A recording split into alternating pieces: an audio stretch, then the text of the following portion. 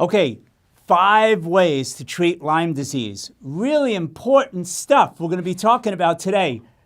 And Dr. J is with me today. Dr. J, thank you so much for being with me. You got to shake my hand before you... I want to eat some cupcakes there. Yeah, I know. These 4 cupcakes. What am I doing with these 4 cupcakes? You're going to find out in just a moment what these cupcakes have to do with treating Lyme disease in just a moment.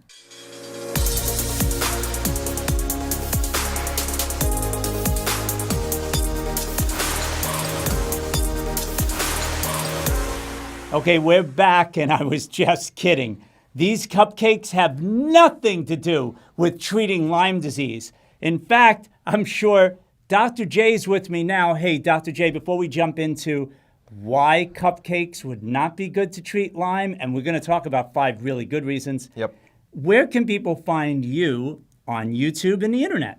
Just go to drjdavidson.com.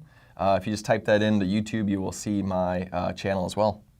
All right, just between you and me, I use the cupcakes because who doesn't like chocolate? And it did get your attention, but let's get rid of this because, Dr. J, I'm sure with people concerned about Lyme disease, sugar is probably not one of the ways to treat it. Fair enough? No. Sugar suppresses your immune system, creates inflammation, and if you want to be more susceptible for getting Lyme disease, then sugarize your body. But otherwise, just stay away from it. And don't be fooled by it's GMO-free or it's gluten-free. It's still sugar, Sugar will still impact the blood glucose. It'll still have its negative effects on the body. Yeah, I'm glad you covered me on that one. In case those people out there are upset with me, it's organic, non-GMO, gluten-free, but it doesn't matter. Don't do it if you have Lyme disease. Dr. J, let's talk about number 1 of the 5 ways to treat Lyme disease. What would you say to people first? Yeah, well, the first thing is you want to open up your drainage pathways. So anytime that you're going to go down this route of, I got to kill something or I need to detox something, if the drainage pathways aren't open, you're going to react and you're not going to feel great. So what falls into the drainage pathway is the colon, making sure you're going number 2 and pooping. The liver bile duct has got to be one of my favorite areas to address and open up. You have the lymphatic system, the brain drainage to the lymph, or what's called the glymphatic system, the skin sweating. My wife didn't sweat for years, and we thought, Jonathan, what a blessing this is. She doesn't even need deodorant. Little did we realize that was a drainage pathway clogged, and she's just waiting to have more health issues. So opening up drainage is going to prepare your body and get it ready for when you're actually clearing the chronic infection like Lyme disease out of your body. Did you get that? That's really important. I just love the way Dr. J talks about this stuff. Drainage, opening up, getting ready, because so much on the internet, especially on YouTube, you get a lot of videos that'll talk about, you got to detox, you got to push stuff out of the cells and out of your organs so that you'll feel better. But the main thing is, if you're not eliminating this stuff, you're going to actually end up with even more serious problems, right? Yeah, you're gonna feel like this protocol's not working. I'm reacting. Well, it's just because you didn't have the base of supporting the drainage pathway. Because think about this. I'm going to kill bugs. I'm going to create debris. Where's that going to go? If the drainage pathways aren't moving, it's got nowhere to go. Inflammation, your body reacts to it, and on you go, and you're like, I quit. I can't do this. Okay, so drainage is a biggie. Keep it in mind. Number 2 tip we're going to talk about right now. Jay, what is it? Clear out other types of critters, specifically parasites. So the Greek meaning of parasite is one that sits at another's table. So these do not serve us. These are not healthy for us. Where does this fit into Lyme disease, though? That's the question. Dr. Alan McDonald, researcher, studied MS brains, people that had passed away from MS, and he found in 100% of the cases that they were positive for a parasite called a nematode. In those parasites, he found Lyme disease can live safely within the egg, the larvae, and actually the nematode itself. So if you are struggling with Lyme disease, parasites has to come first to then release the bacteria the Lyme from the parasite. So just remember, parasites got to come before Lyme. Did you get that? A lot of people out there concerned about Lyme. Wow, Jay, it could be a parasite infested body that if you could clear out these parasites, wow, all of a sudden the person doesn't have Lyme disease. Is that actually possible? Well, think about this. Lyme is a bacteria. Now, it is an intense bacteria. It has its abilities to hide and morph and all this stuff. But when it comes down to it, our immune system that we were born with is amazing. And if we can peel the protective mechanisms that Lyme uses away, peel the shielding away, now our immune system can actually clear this out. So I believe that our bodies can handle Lyme as long as Lyme isn't protected by all these other things. I love what Dr. J just said. This is so critical. It's what I talk about all the time on Natural Health 365, and it's just a great point that you're bringing out right now. And that is that if our immune system is strong enough, then we don't have to live in fear of all of these infections. Lyme, Epstein-Barr, the list goes on and on. I know you get that. Okay, so we talked about drainage, opening things up, parasites, get those horrible creatures out of the body. Number 3, we're looking at now detox. Yep. And I feel like now when we're talking, it's almost like we're ready now to detox, but talk to us about it. Yeah, so there's a difference between drainage and detox. Detox is pulling chemicals out of the body. Drainage is just supporting the normal pathways like the colon, the liver, the kidneys, etc. Detox, though, is important and critical for Lyme disease. My wife actually got over Lyme disease by detoxifying heavy metals. And it's like, wait a minute, I don't get it. Lyme has different forms. It's got a spiral-shaped, a spirochete form.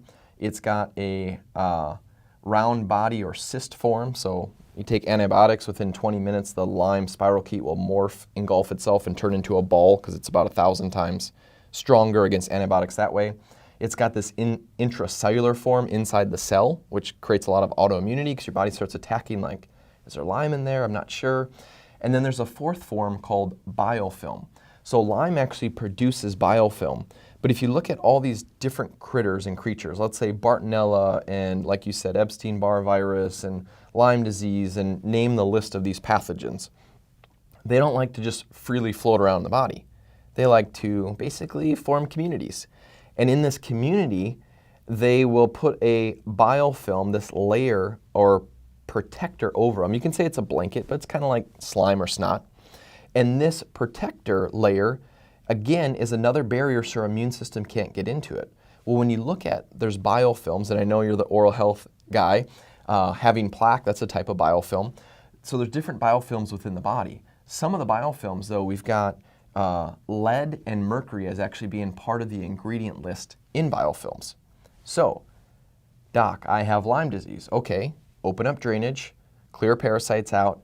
You got to clear out the heavy metals specifically because heavy metals form part of this protective layer. When you start peeling the heavy metals out, now the protective layer releases and now the immune system can actually get deep down in.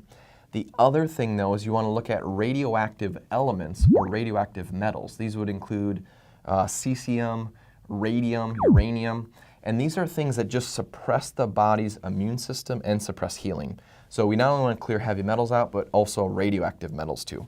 So we're looking at detox in a couple different ways from what I get from what Dr. J is talking about. And that's in terms of staying away from the threats as much as we can. You mentioned that I did a lot of work in oral health. That's true. Those mercury-based silver fillings, you've got to be careful. Get those out of the body safely. That's a biggie. Yep. Making sure you purify your water because, again, when we're talking about this radioactive isotopes, this toxic contaminated water that millions and millions of people are being exposed to, you've got to purify your water. You've got to purify your air, especially indoors, people. 100 times more dirty than outside air. This is all part of detoxifying our life. And of course, beyond the scope of this video, getting rid of those toxic relationships as well. Yeah. Obviously, this is a biggie as well. We can make a whole video on that as well. Hey, let me stop myself right there and just say, if a lot of this information is interesting to you, what makes this community really valuable is that you post your comments down below. Let me know what you're doing to treat your Lyme disease. Talk to me about it. What have you found to be very effective? And then perhaps maybe there's some other things that you want Dr. J and I to talk about in the future. You want to see this channel cover. This is your opportunity to put those comments down below and let us know. Dr. J, let's move right along. Number 4, really important now, about creating a safe environment. Yep. What the heck does that mean? So the environment that you're around on a regular basis has a massive impact on your health. And those 2 main things to look at. We're looking at E.M.R, or electromagnetic radiation. So that'd be Bluetooth, Wi-Fi, cell phone signals, cell phone towers, these type of things. We know that they basically suppress the immune system, they raise blood glucose, they create an environment that isn't favorable for our bodies to actually deal with infection. The other big one is mold. Mold is a biotoxin just like Lyme disease, but what mold does is it suppresses your immune system. As mold suppresses your immune system, guess what? It's going to be harder, first of all, to not only get over an infection, but you're going to be more likely to get it in the first place. So make sure your environment is safe as far as E.M.R and also mold. Microwave radiation, folks. That's what this wireless technology is. We've got 5G technology that's being pushed down everybody's throats now as well. We've got to be more mindful of this. There are ways of protecting yourself. Obviously, not using the cell phone as much. Distance is what matters the most when it comes to using any of these wireless devices. That's really key for sure. And mold, without a doubt, so many people are being exposed in their homes to mold. They don't even know it, right? It's not even like the black stuff all over the walls. I can see it. We got to get out of the house. It really is a lot more subtle than that could be really hurting a lot of people. The bottom line is, you see the theme here. We're talking about raising the efficiency, protecting your immune system so that you're not open to being overcome by Lyme disease. And now the 5th one we're going to finish up with are these chronic infections. Again, Dr. J, this is not the obvious stuff only, like, oh my God, I have a full-blown case of pneumonia or a horrible flu and I can't move. Yeah, obviously you're infected. This is chronic low-level infection. This is really something you must be mindful of if you're concerned about Lyme disease. Yeah, well, really the last step in the Lyme disease puzzle or roadmap, if you will, is actually then clearing Lyme out. Lyme is a chronic infection, but it's never by itself.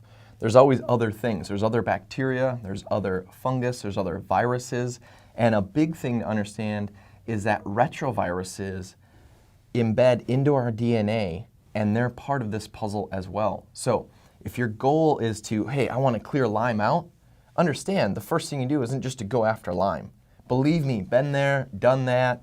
You're going to react, you're not going to feel good, and you're going to wonder, why can't I get well?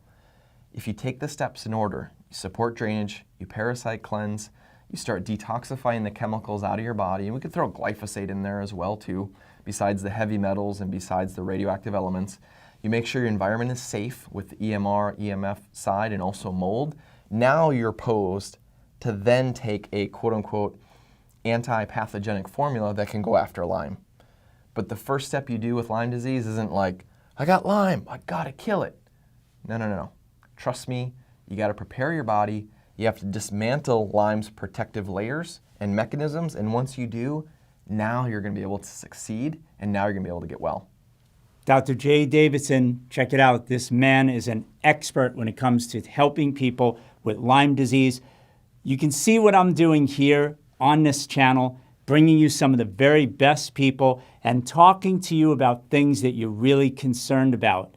Hopefully today, this discussion about Lyme disease has helped you to get focused, take some action. And remember, post your comments down below. Let us know what you're thinking and feeling about this. And especially for those people out there who've successfully overcome Lyme, let us know what you've done. We'll talk to you soon. Jay, thanks a lot. You're welcome. Take care, everybody.